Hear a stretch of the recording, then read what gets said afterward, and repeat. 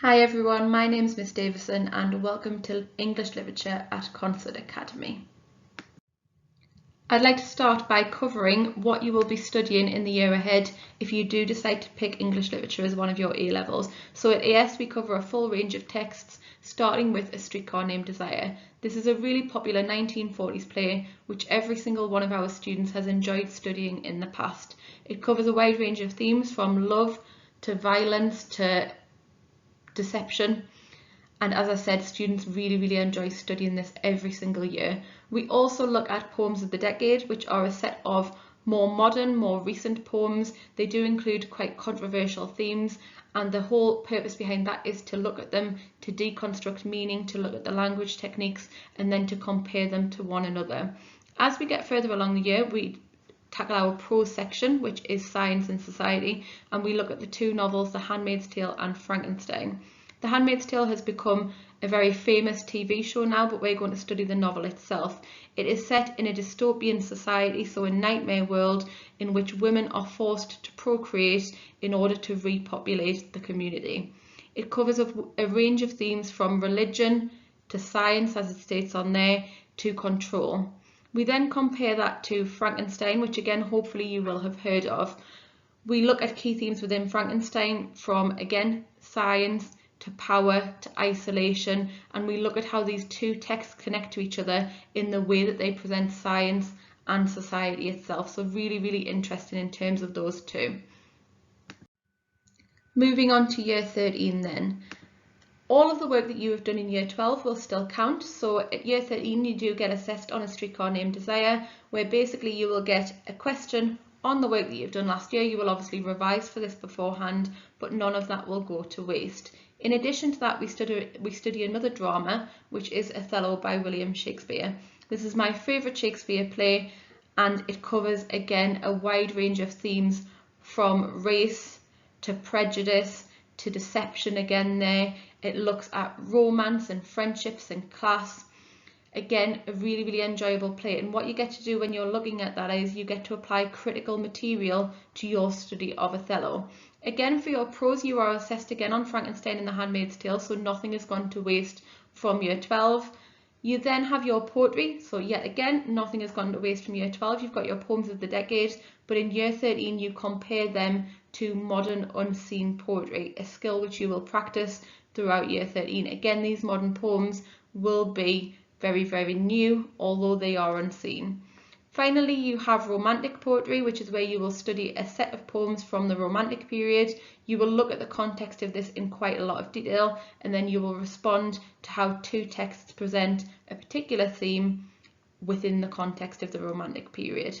Finally, at the end of year 12, you will start producing your coursework. There's a lot of freedom involved in the coursework in English literature. So basically you get to select two different texts that you would like to focus on. There is a specified list in terms of what you can and you can't cover, but we're quite open to that. And you will write a response, a quite extensive essay in fact, where you will be looking at a particular theoretical perspective and connecting that to your two key texts. So you'll be comparing them, you'll be looking at context, you're doing everything that you've learned for the 2 years so far, but these are on your own two chosen texts, so you should really enjoy that. Okay, so why choose English literature? There's many reasons that you might want to choose this subject. First of all, it fosters a love for reading. It may promote more of an enjoyment of reading than you have already. It does help build your confidence. We do a lot of discussion in class, and it helps to build your confidence in that you can have more belief in your own opinions and your own critical approach towards texts. It promotes curiosity, it gets us to question things. We study a full range of texts, so we look at poetry, we look at drama, and we look at prose from different time periods. Within your coursework, it will teach you planning and research skills, which will be highly valuable once you get to university. It also encourages creativity and exploration. We have some really interesting debate style lessons where actually you'll get to think about the texts in a really creative manner and explore them according to a range of different ideas and themes. What sort of skills do you think you need to complete the course? So you do need to have a love of literature. There is a lot of reading involved, and there's a lot of extra reading as well. So you do need to enjoy reading already to study these complex texts. You do need to have an ability to act on feedback. It is an essay-based subject, so you do need to be able to really think about the criteria and how you can build upon your response. You will need self-discipline. There will be reading outside of lesson. There will be wider articles to read. There'll be essays to do, so you will need to be able to be monitoring your own kind of workload. You do need to be a critical thinker, so you need to be able to think about these texts in a slightly detached, critical, unique way. You really need an interesting class discussion. As I said before, we have a lot of class discussions and we would really like to hear your voice and your opinions on things. And you do need to be organised in order to keep up with the demands of the course. Finally, you need to be perceptive. You need to have the ability to view things in different ways in order to make yourself stand out from others in your view.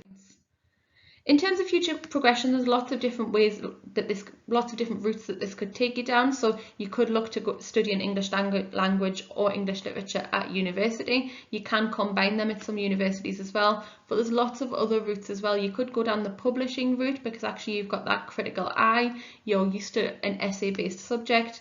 You could go into journalism, teaching, of course, social services, law, counselling. Realistically, there are lots of different options because of the skills that English literature teaches you. It will allow you to go down many different routes. And of course, university is not the only option, but it will get you in the mindset of not believing everything that you read, questioning, and actually having the ability to convey your viewpoint. If you do have any further questions, please do contact me on the email address below. Thank you for watching.